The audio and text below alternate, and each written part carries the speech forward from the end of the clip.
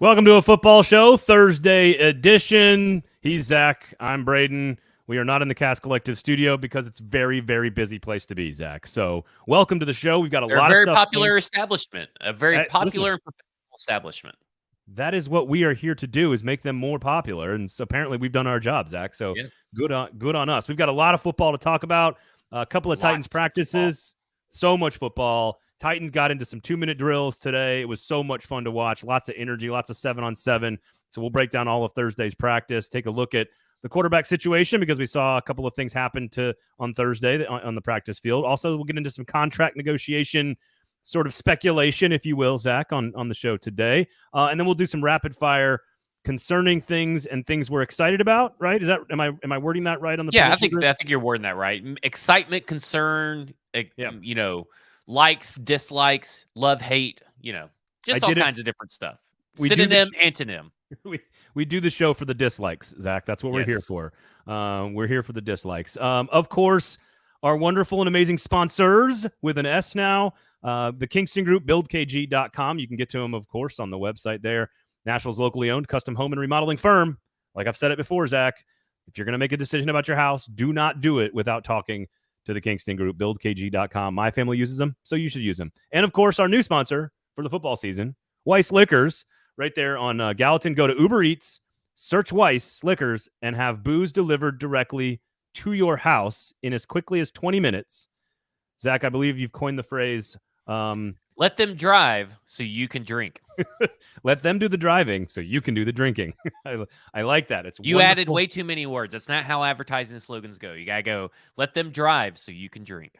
That's a valid argument. There you go. You make a valid point. So, and of course, if you go into Weiss Liquors, right there, the closest liquor store to Nissan Stadium, and you Titans fans or any other events that are taking place at Nissan Stadium, all your pregame, tailgate needs, your postgame needs, Weiss has got you covered, of course. And if you go in there, say 440, you'll get 10% off. So it's tax-free booze and potentially delivered right to your door. I'm not sure what else you need. So Kingston Group, buildkg.com, and Weiss Liquors, two locally owned and managed and operated companies exclusively in Nashville for you Titans fans. They make this show happen. So go check them out, okay? I don't think that's asking too much. No. And then what do they need? What do the listeners need to do on the YouTube page? Well, just subscribe. Go there. Turn on your notifications. Subscribe to the 440 Sports YouTube channel. Subscribe to the Broadway Sports Media YouTube channel. Subscribe to the 440 Sports Facebook page. Subscribe to the Broadway Sports Media Facebook page. Go on Twitter. Turn on notifications for @FWordsPod, for @Braden Golf, for @440 Sports, and @Broadway TN, and then you'll never miss a show ever again. If you want pictures of Malik Willis's new French Bulldog, make sure you turn on the notifications for @Braden Gall. Yeah. Do we know a name for the French Bulldog? Dino. It's in the tweet. Dino. Oh, Dino. The tweet is Dino, short for Domino. I only had time to see Teron Davenport's tweet. Oh, come on. So I didn't even, I got to turn on those notifications. God bless America. I'm very genuinely hurt by this. I thought I beat Teron because we were the only two people over there talking to Malik's family about the dog. Okay, Donovan's already chiming in, so this is what you want to do. If you want to get involved in the show at any point, jump in the comment section, Facebook, YouTube, whatever. We'll make sure we get those answered for you. Donovan says, I've been seeing a lot about Racey McMath making some impressive catches. Does he have a chance of being a significant contributor? This is a perfect segue into our first conversation on the show today, which is going to be about the 2-minute drills. Love it. I love it. The first thing out of your mouth was... because we kind of have already set the tone for what we were going to talk about in the show. And you called me and you said, we have to talk about the 2-minute drill. We do. And for a lot of reasons, some very good and some not so good. But I thought, to Donovan's question, I thought Racey McMath has had a really good couple of days of practice. I think this week has been a really good week for him. He has put him and Josh Malone and Des Fitzpatrick. Des Fitzpatrick also had a really good day, especially in the 2-minute drill as well, where they're kind of just constantly pushing each other for that, whether it's 4, 5, and 6, let's call it, in the receiving core, right? Those three are constantly pushing each other. Racey McMath was really good on one-on-ones today. Had a couple of really good routes where maybe the ball wasn't delivered correctly by the quarterback wearing number 7 at the time. Then he ran it with the guy who has the 1 in front of the 7, and the ball was delivered exactly on time, and he made a great catch in the back of the end zone. So Racey McMath's had a good couple of days of practice. Ryan Tannehill threw a very bad interception. I do not know if it was 100% Austin Hooper or 100% Tannehill. He was trying to hit Hooper down the seam. Kevin Byard jumped up, made an easy interception. It was one of the worst throws I've seen from Ryan Tannehill in camp. But otherwise, the starting offense looked great. They went right down the field. They scored a touchdown. Kyle Phillips was involved with Ryan Tannehill for most of the day on Thursday, which we know Tannehill said on Monday he has not thrown to Kyle Phillips. That is no longer true. He has absolutely taken a lot of reps with Kyle Phillips. And I don't know, Zach, like that dude, Treylon Burks looks great. Roger McCreary looks great. Like Chigakonku looks great. But Kyle Phillips, like the dude never misses a step in any drill, in any 7-on-7 team, individual group. Doesn't matter. Let me say something. He blew right past Roger McCreary. It's like Roger McCreary didn't even know that they were doing a drill. I mean, like the drill hadn't started because that 1v1, Kyle Phillips just went right by him, like with ease. And what's impressive about Kyle Phillips in this particular red zone drill, or the 2-minute drills that you're talking about, is that the first 2 throws, him and Ryan Tannehill just couldn't get on the same page. And Kyle Phillips takes the blame. There's a video clip of it, of him taking the blame, saying that it's mental errors on me. And then they score on the same play later on. And that's what you want to hear, right? You want to hear from all these rookies, from all these players really that are new pass catchers for Ryan Tannehill, that, okay, we understood where I made the mistake, or the mistake was made. Let's fix it and go back to the play later on and score on that play. And I think it's massive that Kyle Phillips is finally getting pushed into the rotation for with the first team offense. I think it says a lot about the mentality of what we have known this team is looking for, right? That ever since Vrabel took over, I don't care who you are, you have to earn your spot. I don't care how much you are paid, you have to earn your spot. And Kyle Phillips, since rookie mini camp all the way to now, we're in the second week of training camp, for 2 months has basically proven that they cannot not have him on the field. Yeah. And Mason Kinsey, to his credit, had a really good day of practice on Thursday as well, especially in one-on-ones, did some really good work to get open, made a couple of really tough corner catches on some good players. I think one of them was Amani Hooker, I believe. And so Mason Kinsey's not rolling over and giving up the starting job or the slot job or whatever we want to call it. He had a really good day. I thought the receivers, and this is sort of what we've seen, I think the receivers have had a great camp overall. I think the defensive backs are coming along and are having sort of situations where they've had good moments. I thought the defensive backs, a couple of them actually, I got them written down here, Zach. Trey Swilling had a couple of really good reps in one-on-one in the end zone. Theo Jackson, Greg Mabin, Shakur Brown. So like those are depth pieces. And Shakur Brown, that's the third day or fourth practice in a row since he's been signed that he's made some kind of impression on this team. And we know from Vrabel's own mouth that they liked Shakur Brown coming out of Michigan State. I personally like Shakur Brown because I thought that he wasn't athletically gifted. He's kind of like Elijah Molden and Roger McCreary, not the most athletically gifted, but they know how to play cornerback, and they're just always in the right spot. And I think that eventually we'll have to revisit our 53 because some of these new people may end up making the back of the roster, but the very, very worst case scenario for Shakur Brown is that he's going to be on the practice squad here in Tennessee. I think all the guys we are talking about in the 7-on-7, the one-on-ones in the end zone, and the 2-minute drill, I think all of the players at defensive back and at wide receiver are playing. There's a level of competition that has been raised even from last year, and definitely for the wide receivers, because I think McMath is better. I think Kinsey is better. I think Fitzpatrick is better, even if slightly. And then you're adding to it Burks and Woods and Phillips and all this other stuff. I'm going to say something that might blow your mind here. Uh-oh. You want to know who's really good in one-on-ones? Reggie Roberson. Jeff Swaim. Jeff Swaim. Well, I thought it was interesting today, and everybody needs to I don't know what has happened this year, but everybody needs to start paying attention to the position coaches and their press conferences because they tend to be the best press conferences of the year so far. But Luke Steckel said that for a guy that's played 16 games, by the way, in 2021, not including the playoff game, he battled through injuries all season. That could be why Jeff Swaim and his blocking fell off. So maybe a healthy Jeff Swaim will get back to 2020 Jeff Swaim, which is still nothing to love in the passing game, but he's a veteran presence, which has been needed all over this locker room so far this year. I mean, everybody's talking about a veteran presence in some form or another, and all the rookies are listening to the veterans in some form or another. And he's just going to be a really good blocker. So maybe he's going to be worth the overpay of $3 million as long as he gets back to 2020 blocking Jeff Swaim. Yeah. The Tannehill interception, I think, was interesting, and we want to go a slight negative here on the starting group's run through the 2-minute drill, because then Malik Willis and the backups, along with a bunch of backups on defense, they sort of went through their process going back down the other side of the field, and we'll get to that in a second. But the interception was just, I think it was like maybe the worst throw of camp for Tannehill. I think it was. I think Austin Hooper was running the right route. I haven't seen if there was any conversation after practice about whether or not there was miscommunication there. It was just a bad throw. But other than that, I haven't seen any problems from Tannehill. So there was kind of we're all on the sidelines going like, oh, there it was. Well, I will say this: Kevin Byard in the defensive back group, and he mentioned in his press conference, they heard and read everybody talking about, well, Tannehill hasn't thrown an interception. Tannehill hasn't thrown an interception. And Byard, like Byard has shown this whole offseason, he's like, well, if nobody else is going to do it, I'm just going to have to do it myself. Yeah. And he went up and made the play, and it was the thing it was like an easy play. Yeah. That's the problem, is that Tannehill made it so easy. By the way, Donovan says congrats to KB, well deserved, getting his jersey retired.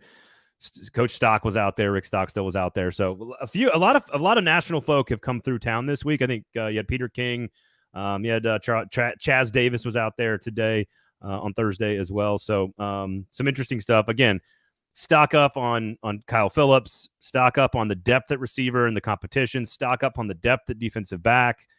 Christian Fulton is not having the greatest camp, but that's not anything to be worried about. I think the tape don't lie on game days. Right. You know what Christian Fulton is. Yeah. So you and Mike Herndon, by the way, check it out on Football and Other F Words. You talked a lot about sort of the reaction to Malik Willis's practice. And you and I talked a lot on Monday's episode about expectations for Malik Willis. He had one of his better 7-on-7s that I've seen. Now you can't be rolling out in 7-on-7 drills. Like you got to let the ball go. And that's still something that they're working on and that he's clearly working on. Pretty good 7-on-7. Well, let me ask you a question. Do we know for sure that they're not wanting him to roll out on 7-on-7s, considering that is something that that we've seen video of him struggling with? So that's a great question. And the one throw I'm remembering was actually him rolling to his left, which we know he doesn't do particularly comfortably yet. And he threw an absolute BB to the pylon, and the guy catches it. I think it was Roberson or Malone that caught it for a touchdown. Here's the problem, though, with 7-on-7 drills. They're rolling out, like, unless it was designed from the snap, like where you get the ball and you go. To me, you should not be leaving the pocket in 7-on-7. Like the whole point is to allow the reps for the receivers and the defensive backs, and for you to go through quick progressions and throw, because who's pressuring you to leave the pocket? Nobody. So I don't know. That was the only reason I ask is because going from Todd Downing to Malik Willis, and now today with Pat, talking about they all three put an emphasis on reps and getting the footwork to line up with the brain, because the brain's moving the speed that they want it to move at the NFL level, but the feet work ain't communicating. So I just wonder if maybe the reason you're seeing a rollout in 7-on-7, which you normally don't see, is because they're trying to give him what they've all said all week, reps. Yeah, so I agree with everything you're saying, and I think it's right. I'm just throwing that out. No, I think that one particular time, again, and because what we're trying to do is I'm sitting there watching going, like, all right, was that a good rep? Was that a bad rep? Was that where it was supposed to do? Was he supposed to do, or was it not? And in this particular case, he took his drop. He looked at his first couple of reads, and then he tucked it and rolled out. And to me on 7-on-7, there's no point in doing that. You have to just let it go. So it did not look on purpose. I would highly doubt that. Now in the 2-minute drill, there was a rollout to his right where he felt pressure quickly, rolled out to his right, threw a dart to Mason Kinsey, and had a nice play. First play of the drive was maybe his best throw of all of camp. The last play of the drive was maybe his second best throw in all of camp. Every other play in between, A lot of questions. To be expected in your first 2-minute drill that we have seen Right. as media. And the fans are out there too, which is really cool to have them out there, by the way. The first time in a couple of years. So, a couple issues. 4 or 5 times out of, I think, 13 or 14 plays, I've got it written down here, 4 or 5 of them would have been sacks. Just straight up, like, didn't get rid of the ball, didn't read the play, didn't throw it, taking too long. Okay, 3 seconds go by, then he throws it. Those are just sacks. One was knocked down at the line of scrimmage. I think it was Jaden Peavy, but don't quote me on that. Okay. He had one really bad throw to Des Fitzpatrick down the sideline, and one good one again to Mason Kinsey on the first play, one good one on the rollout, and one good one at the end.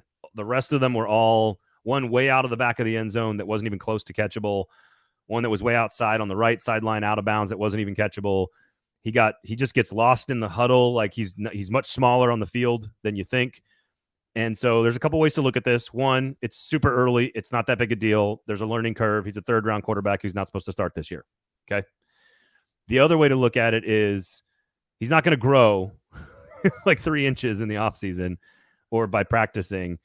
And he just looks a lot smaller. And in the shotgun, you should be most comfortable because that's what he ran in college. So it's just the first one, and there's a lot of work to do and a lot of work to go, but his attitude's great. And as we've said, his talent's there. When he wants to plant and throw, it gets there fast. And I think that matters. Not to obviously from everything that we've heard, the mental aspect is there. He retains the information. He doesn't make the same mistake twice mentally, and he has good decision-making skills according to his coaches and according to what his own admission is that the problem is maybe he's relying too much on his physical skill set and not enough on his mental game, which is something that it's kind of like I think it was Rob Moore talked about it with Treylon Burks. This is kind of like his welcome to the NFL moment is going to be a whole season. The welcome to the NFL moment for Treylon Burks maybe was a month. Everything else is going to be a full season for Malik Willis, and that's to be expected at this point. So what's interesting in the 2-minute was he didn't really roll out like he is. I'm not sure I agree with you on the mental development. I agree with you on the correcting mistakes. Well, I'm just repeating what the two different coaches have said. And they know far more than I do. There's no question. But what I see when I watch him practice is a guy who is not pulling the trigger. I don't know what that means. I don't know if that's the mental side, not connecting to the physical side, if that's not trusting himself in what he sees. The NFL game is lightning fast and far more complicated than anything you'd ever see at Liberty by like a million times. So like there's going to be an acclimation process. So I'm trying not to be too hard on him, but it does feel like, and I've seen some growth from the first day of practice to Thursday, but it like in this drill, it's just like he probably threw the ball 14 times and maybe made 3 good decisions. And so and it's not even that they're bad decisions per se. It's that there's no decision. And so it's this paralysis, I feel like. And I think that's to be expected in this situation, honestly. Yeah. I mean, in the end, it's to be expected. Most of this growing pains and all this stuff is to be expected. Everybody has talked about that he needs reps. And this was talked about by Michael Lombardi and Brian Schottenheimer on a podcast even before he got drafted to the Tennessee Titans. Reps. He just needs to find them. Yep. He'll get some preseason games under his belt. They'll probably be very ugly for streaks at a time, and then they're going to be really beautiful, and he's going to make that one wild throw, and you're going to be like, holy shit, look at this guy. Because the ball, I mean, like when it's on and a tight spiral, it is impressive. And then sometimes it flutters and floats and it's not in the right place. So what's interesting is he finished on a really nice throw in the 2-minute drill, and Robinson was like, hey, way to finish, man, way to finish. I gave him a little congratulations there. And again, it's just, I would love to see him do like have Logan go down the field with the next group and then come right back to Malik and have him see how quickly he can implement and turn around the learning stuff. Right. I would love to see him do so they're not, I don't think they're think they're practicing Friday. They're not on Saturday. They're out there on Sunday and Monday. I'd love to see like how quick another 2-minute drill with Willis, how fast he can sort of implement some of the corrections. Right. I think would be super interesting. Donovan asks, I heard Willis is getting majority of the second team reps. He does in some drills. I wouldn't read too much into it, but not like the vast majority of everything they do. It is Tannehill, Woodside, Willis. Yeah, I think people are going to take that quote and think that it means that Willis. They're trying to get Willis to push Logan Woodside out. I just think they're trying to get Willis better personnel to have reps with. Here's the one last point about the 2-minute. He was not going up against many defensive players that are going to make the roster. Yeah. So just something to be considered. Mason Kinsey looked great in that drill. Racey McMath looked good in that drill. Des Fitzpatrick looked good in that drill. Like the receiving core had a really good day on Thursday. So, by the way, last thing here. Not a lot of running the football, not a lot of work on the running game because none of the offensive and defensive veterans were on the field on Thursday. We should have probably mentioned that at the start, but Taylor Lewan, Ben Jones, Bud Dupree, Danico Autry, Jeffrey Simmons, like none of those guys were out there. So to be getting pressure from a third-team defensive line against the third-team offensive line, do with that information what you will. I don't know. Well, speaking of Simmons, I wanted to get into talking about filling out the contract situation. You have obviously been at OTAs. You've been at training camp. What are you feeling and sensing that is the contract priority for guys like Amani Hooker and Jeffrey Simmons and, Nate Davis, David Long? And what is it? What do you think the future holds for maybe even Ryan Tannehill, Derrick Henry? I think we should start with Amani Hooker first, who seems to be, if you pay attention to the clues, he is everywhere on the Titans social media right now. They just released a video, and he's already had 2 or 3 videos that are focused in on him. Yeah. Sometimes you need to read into some of this stuff, but Amani Hooker seems to be, offseason award winner, all this stuff. Is he the priority, and is it necessary? Is priority the right word to use? Priority is not necessarily the right word to use, but I think it's the correct order of operations, if that's the right term. Gotcha. Like if you owe 3 people 3 amounts of money, and you owe one $100,000, and you owe one $10,000, and you owe one $1,000, wouldn't you want to get the cheaper ticket items off the books earlier? Like you're going to get rid of debt the same way you work through contracts.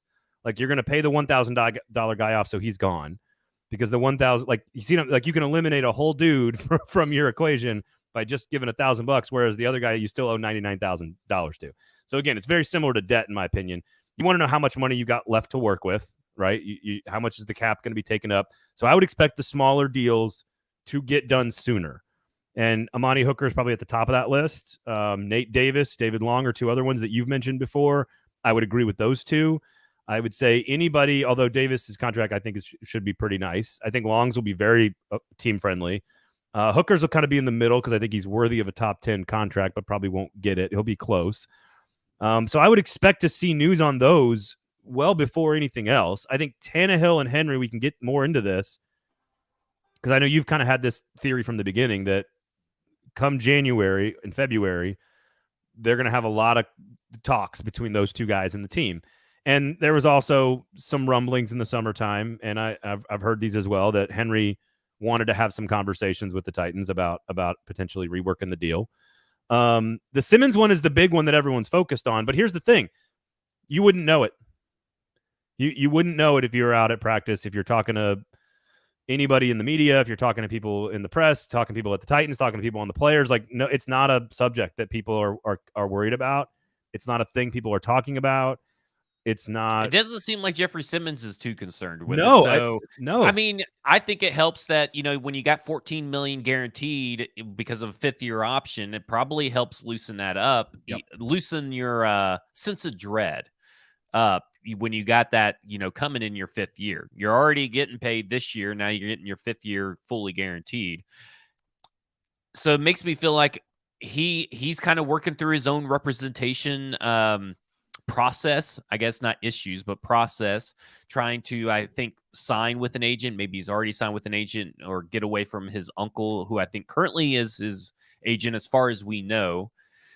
So I don't think he's in some big rush currently to try and Get it. And wouldn't you, as a player, if you already got 14 million fully guaranteed, you're taking the risk of, I'm betting on myself in 2022.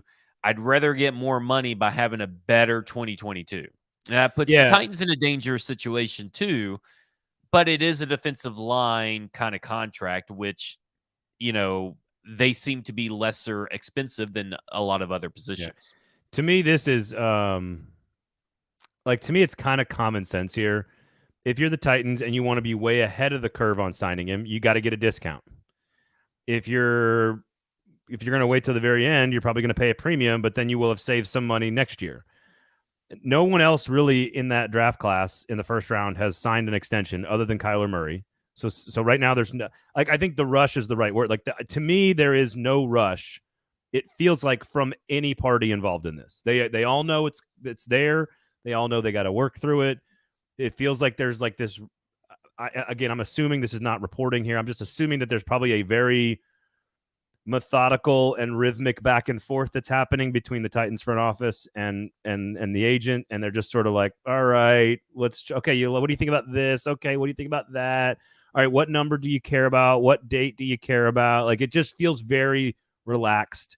It doesn't feel like it's a topic that anyone is worried about. And again, 14 million guaranteed, right, is a nice number to have like automatically already there for yourself. What do you want that to be? 22? How big do you want the signing bonus to be? Are you willing to come down off the 22 to get more of a signing bonus and sign the contract earlier? I mean, again, it's all pretty common sense, but I get the feeling that it's just not a thing people are worried about. Like players, coaches, administrators, media, like no one's really talking about it at all. So we think the feeling is that you have Monty Hooker gets done first, Jeffrey Simmons gets done when it gets done, and nobody's really, concerned about it actually coming together. And I go to now Ryan Tannehill and Derrick Henry, polarizing players. Derrick Henry is being paid a lot of money for a position of lesser value that typically tends to be easily replaced across the league. And Ryan Tannehill is much maligned Ryan Tannehill. We've kind of come around to the idea that Ryan Tannehill probably could see a little restructure / extension to get his cap hit down next year and stick around for a couple more years. I've always been under the impression that this is Derrick Henry's last hurrah. Where do you land on those two guys? I do not think it's Derrick Henry's last hurrah. And part of that is recency bias. He is in like peak physical shape and does not look like a 28-year-old who had 1,400 carries. Like he just doesn't. he looks like a 25-year-old who's in his third year, and that's just, that is what it is. Like as I've always called Derrick Henry, he is the human evolution experiment taking place in real time. The human body versus NFL defenses. It's never won. The body has never won at this position. Is Derrick Henry just different than all other humans that have ever been created? And it's possible. I get the sense that they're going to restructure the deal at some point to make sure they get at least 2 more years out of him, to make him feel a little more secure, and to maybe, you get a few more miles on the car. I would say 2 more seasons, including this one for sure. So you think at least one more season after this one? I think at least one more, if not 2. I could see that third season from today, right? So that'd be 2024. Yes. That could be the one that's the gray area. But again, that all depends on how the deal is restructured. If it's all restructured for a 1-year big payout versus a 2-year big payout, where's the cut date, right? Where you can cut bait and get out. Probably, I kind of feel the same about Ryan Tannehill in that sense, is that I think he'll get at least restructured or extended for 1 more year, and maybe it gets pushed into a kind of a gray area that they can get out of it next year, to have that time to see if Malik Willis has truly taken the jump. Because the problem is with people saying you either know or you don't know. They know. Right? Mentally, according to what they say, they know that he has the mental aspect. But after preseason's over, the reps are only coming in practice against, some guys that he should eventually progress and beat. Now, if he doesn't eventually progress and beat up on these guys in practice, these second string, probably. Well, but no, I would say this. I was going to say the people that he's going to be facing in practices throughout the season are going to be actual people that made the roster, unlike what he's facing now. True, but here's another thing that, and I don't think you and I have talked about this, but it just sort of strikes me. If Logan Woodside is sort of your number 2 on game days, like you think, and I kind of agree with you on that. Like why? And look at the quarterbacks on the schedule for the Tennessee Titans. Why would you not have Malik Willis running reps against the best defense that you have? Yeah, that's true. He probably will be a scout team type quarterback for a lot of these practice weeks. I mean, you're trying to replicate Russell Wilson. Do you want Logan Woodside doing it, or do you want? Yeah, there you go. I want Malik Willis running against the first team. So I think here's the biggest difference between Tannehill and Henry is obviously his standing within the brains of the Titans brass.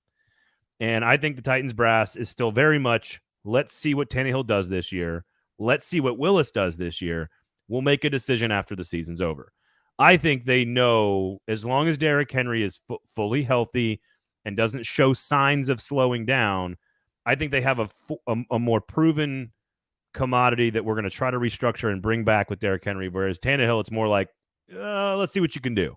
Yeah. And then it's either if Willis has shown enough, let's bring him back, and then we don't need Tannehill. Or if Tannehill's great, Willis hasn't shown enough, we need to restructure Tannehill. I think it is way more gray area with the quarterback situation. I think this may be the right or wrong decision. I don't know. But I get this sense that if Derrick Henry has 1,500 yards this year, a good season by his standards, and they cut him at the end of the year, that this fan base would revolt. Like I think people would lose their shit.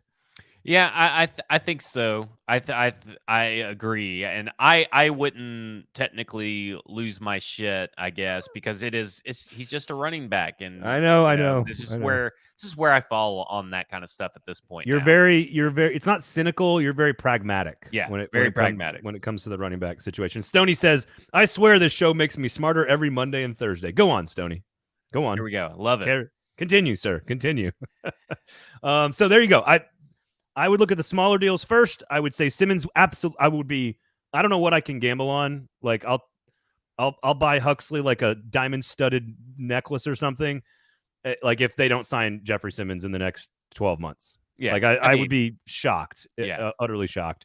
And then I think Henry comes back, and I think Tannehill's the one that we are in. Let's see what you got this year mode. Yeah. So.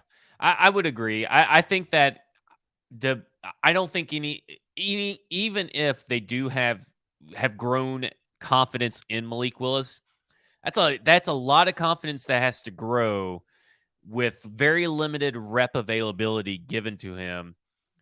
Real reps. Real reps in the span of a month to say, okay, well, we know what we got with Ryan Tannehill. Even if he's not that great in the playoffs, we know we can win. You got to throw all that out if you're going to go with Malik Willis. And that's a big jump, and I don't know if that's a jump that the Titans are prone to make. Oh, I think Tannehill's back. Yeah. I think Tannehill's back. Like, that's my prediction.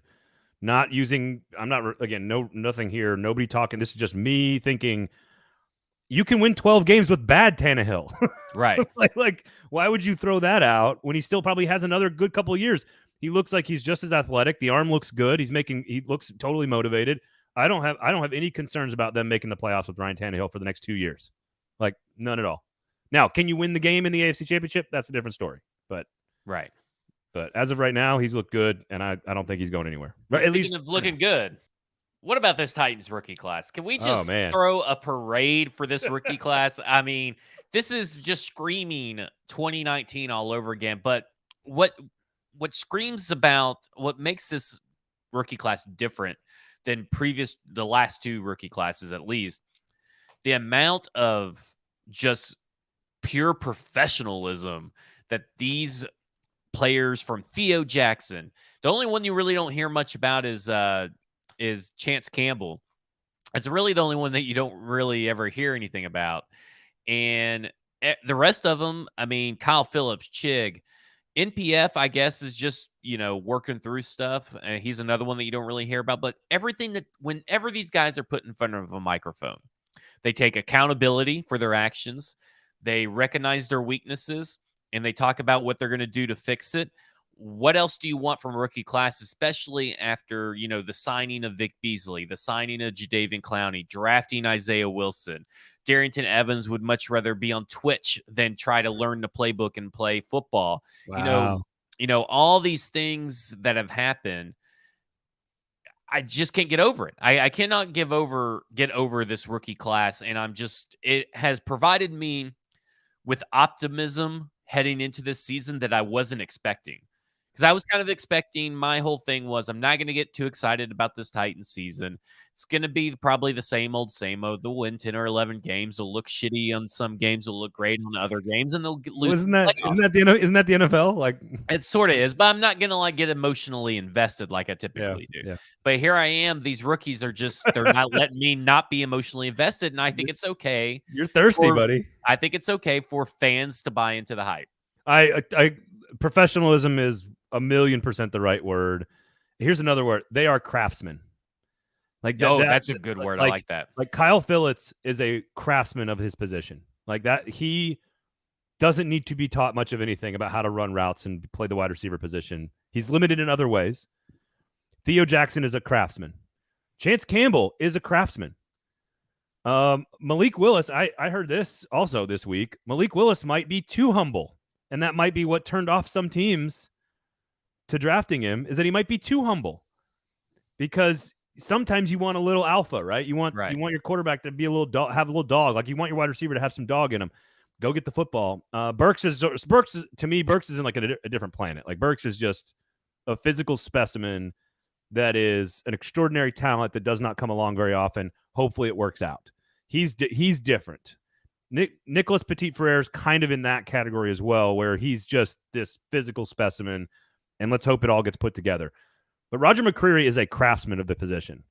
Kyle Phillips, Chig Okonkwo is a craftsman of the position. And I chatted with Chig for just a brief minute after practice on Monday.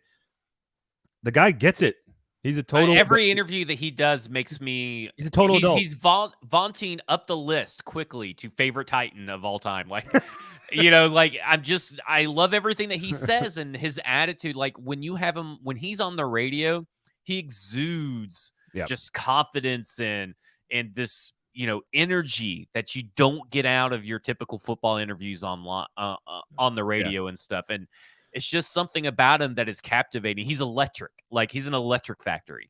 And he's a Swiss Army knife on the football field. And he's a professional, mature adult off the field. Now, I think there's also, like, I think kind of like how AJ Brown came in a little bit quieter and then the personality started to come out a little bit. I do think Chig's going to have a little bit of that, where it comes out a little bit as he gets more and more established as a professional. But you have to come in with the right attitude first. And every one of these guys, like, again, Burks is on a different planet because he's just so stinking talented that I put him on a different category. But the mature professionalism of these guys, it is like, this is what we all said about Elijah Molden last year. When he was drafted, we said, this is a NFL ready player because he's a craftsman of his position. He's been missed, by the way, the last couple of days at practice.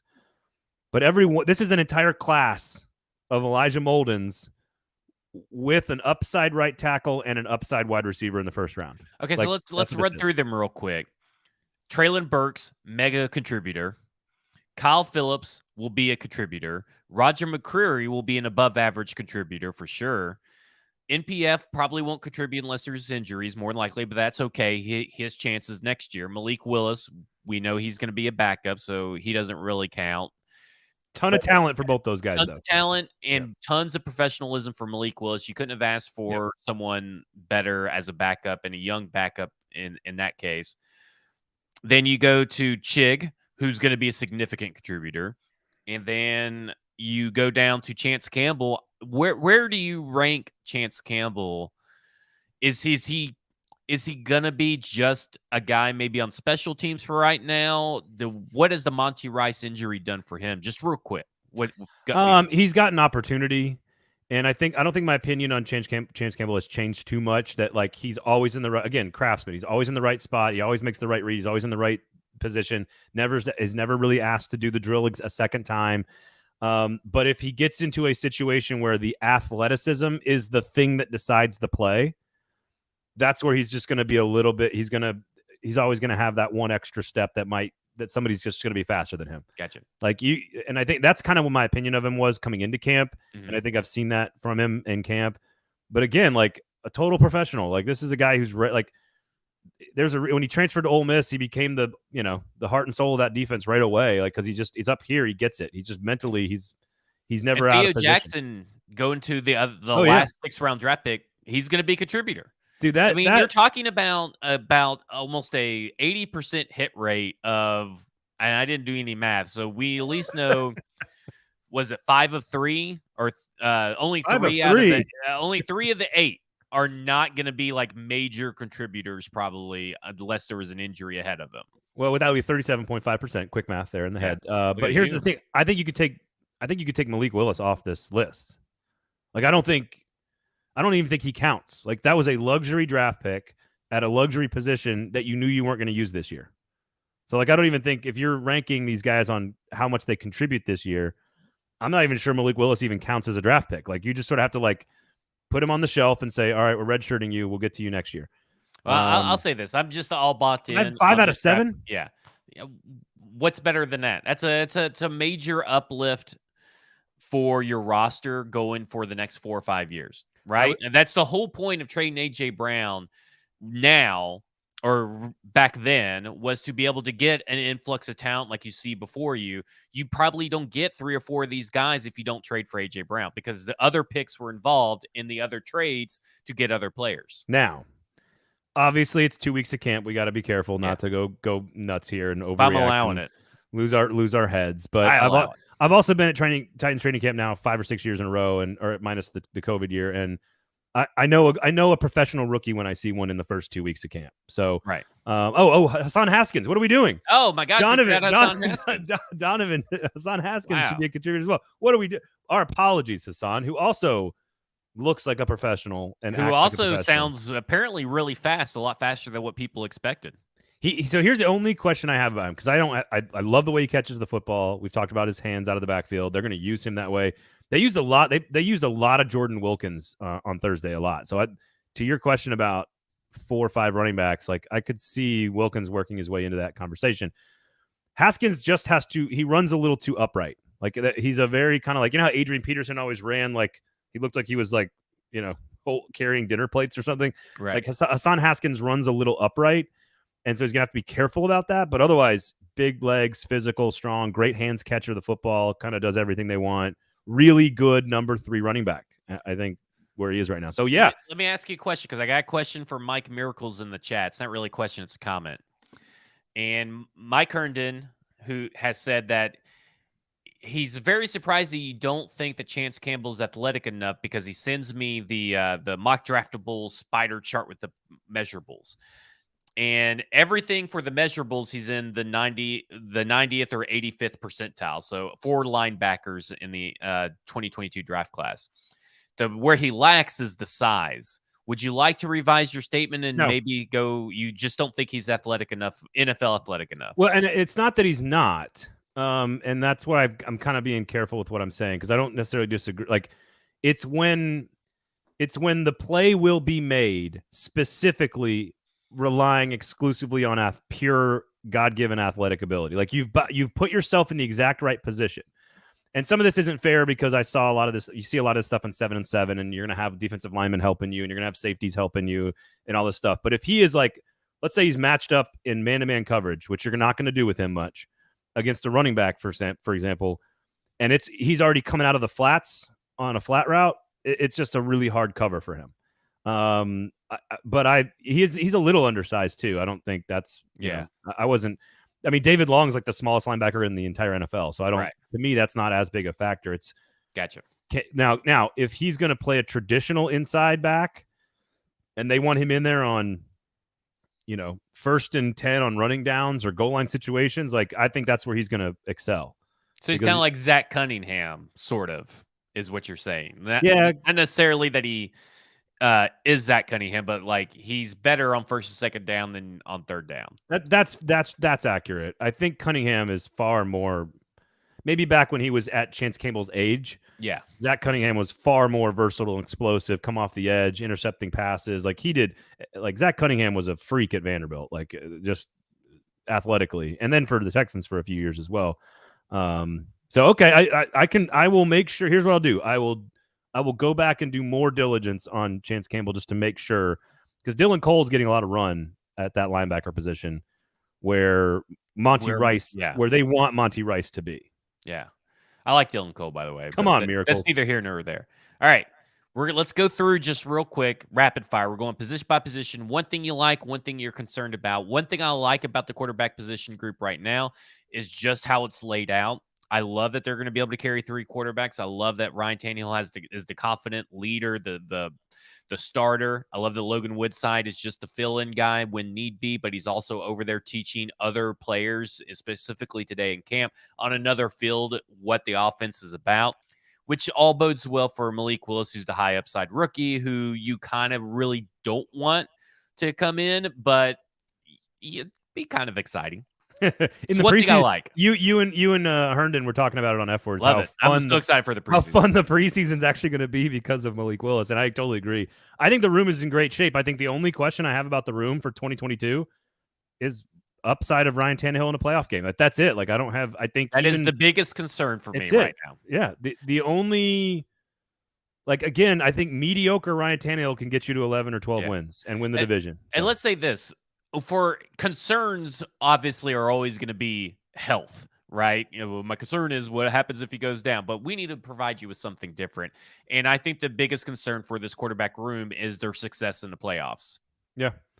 And I think the one area I might be concerned about, and it's health related, but it's not like truly, it's like if Tannehill's out for 2.5 games, you're going to go to Logan Woodside, not Malik Willis. And Logan Woodside, to me, I'm not sure he's good enough to win you those 2 games. Maybe he can give you a win if you've got the lead and he comes in to replace Tannehill for a chunk of time. If he's got to start 3 games, I think you're looking at 1 and 2 is like your best case scenario. That'd be my only. Otherwise, I think Woodside's an asset to the development and the teaching of Willis.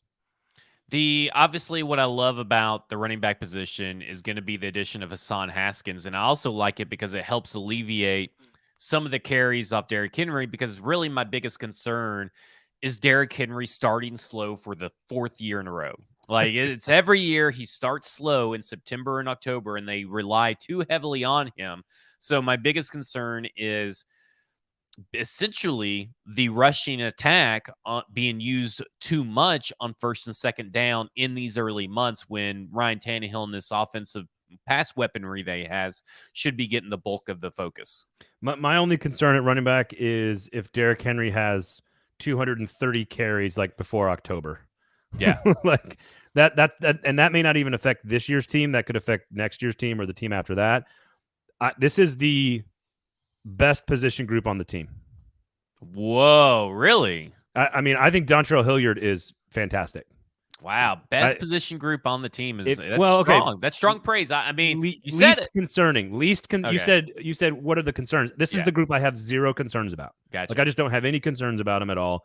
If Henry does start slow, I think Hilliard is a nice juice out of the back. Like I think Hilliard's a nice player. Like they can use him a lot of different ways. He actually can do more stuff in the offense. Like you can line up Hilliard in the slot if you want. Like I really like. I think they showed last year that even without Henry, they're going to run the ball to some successful degree. Yes, 1,000,000%. Yeah. Other than that, I don't. Nothing really at running back. So the only thing I have a concern about the tight end position is there's really only 3 that you can count on. I know people love Tommy Hudson, and there seems to be reports coming out of camp that the team loves Tommy Hudson, but I have seen Tommy Hudson play in the NFL, and I've seen him move his body into the wrong spot to where Ryan Tannehill throws an interception in that Colts game in, I think it was week 3.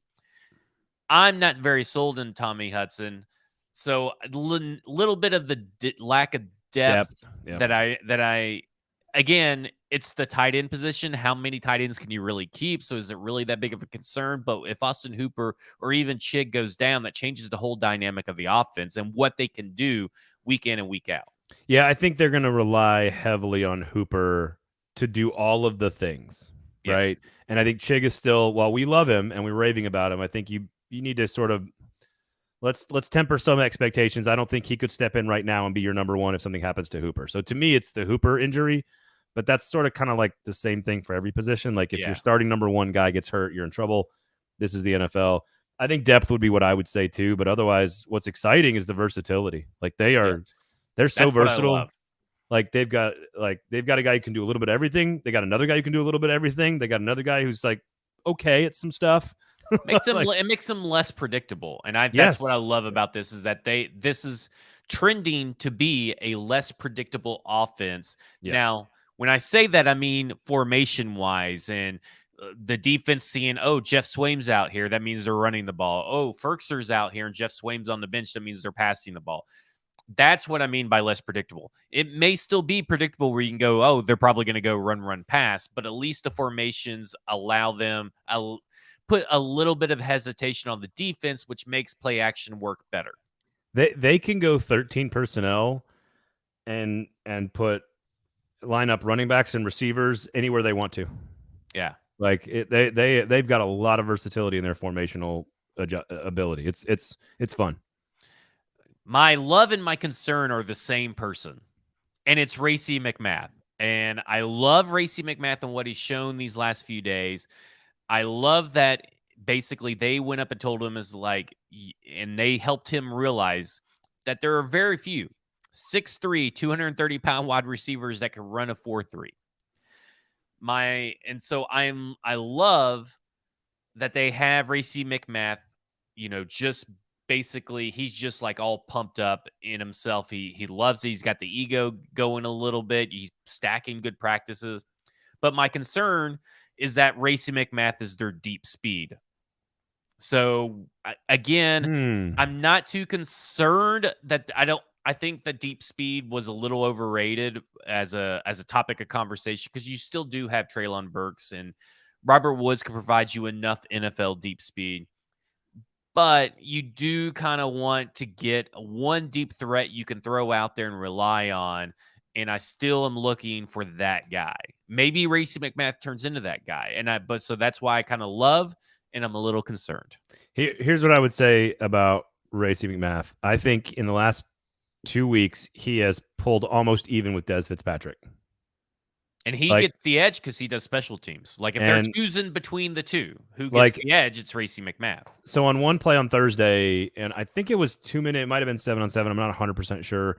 But there's a long, deep throw down the left sideline, and the ball is midway in the air at the top of the arch. And he is behind the corner.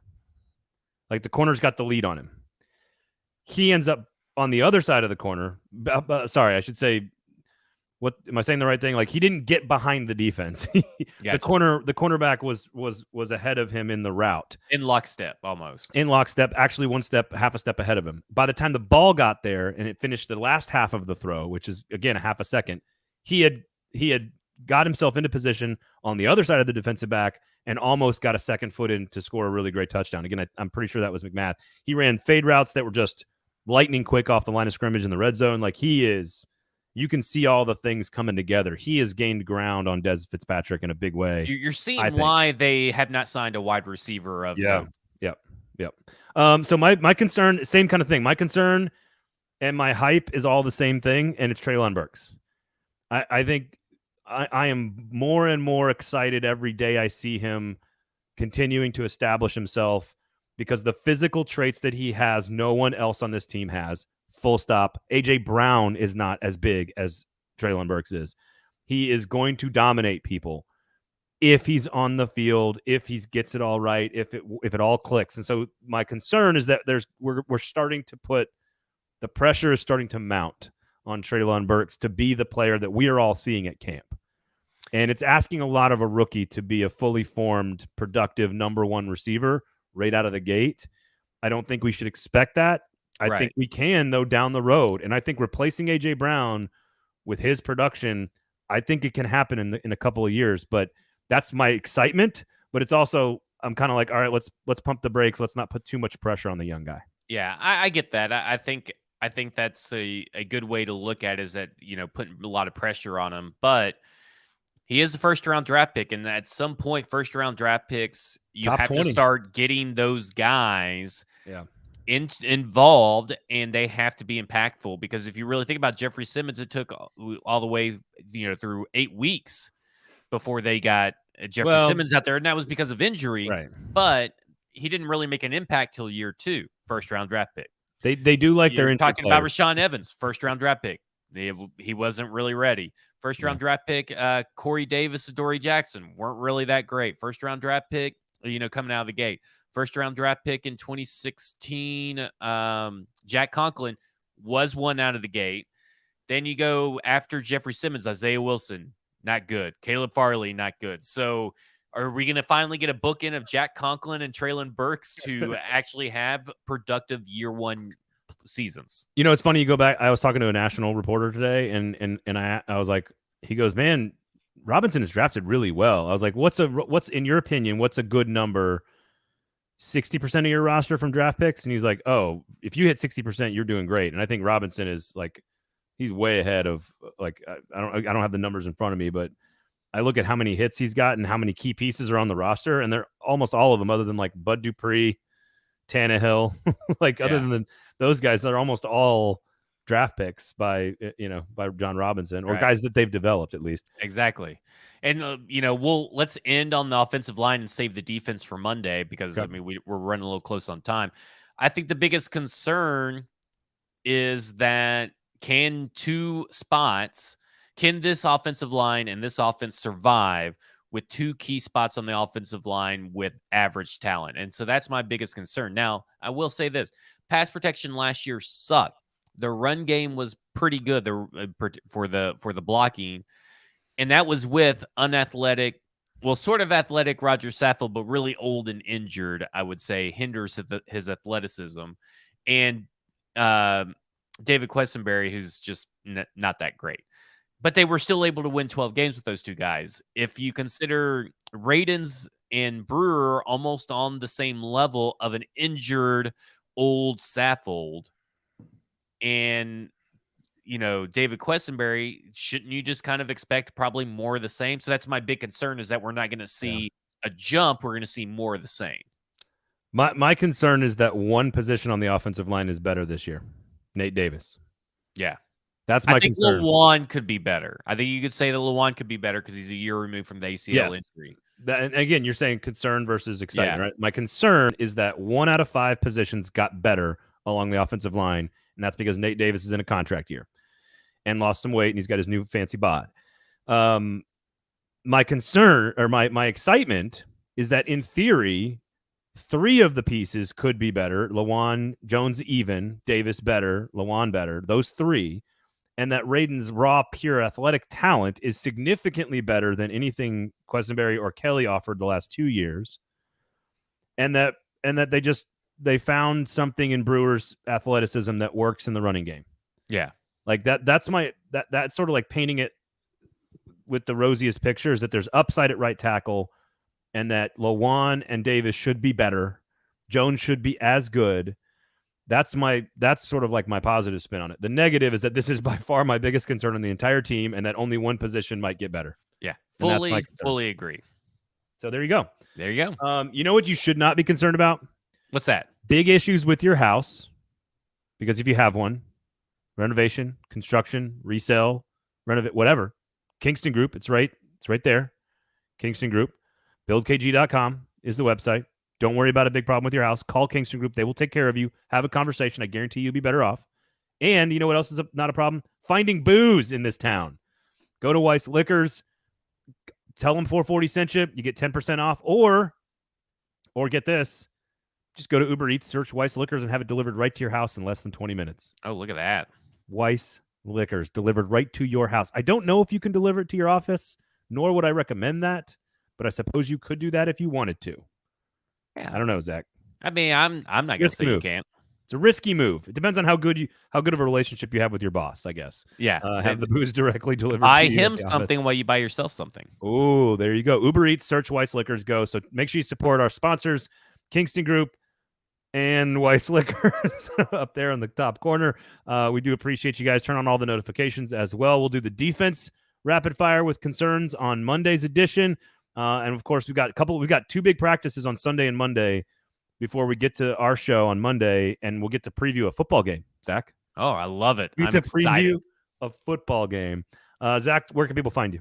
They can find me on Twitter at FWordsPod, and you can find my written content whenever I do write at BroadwaySportsMedia.com. There you have it. You can get to me on Twitter at Braden Gall, at 440 Sports. Turn on the YouTube notifications, all that great stuff. We do appreciate your support. Thank you guys all for hanging out with us. Rate, review, subscribe. And again, please share the show. For Zach, I'm Braden. This has been a football show.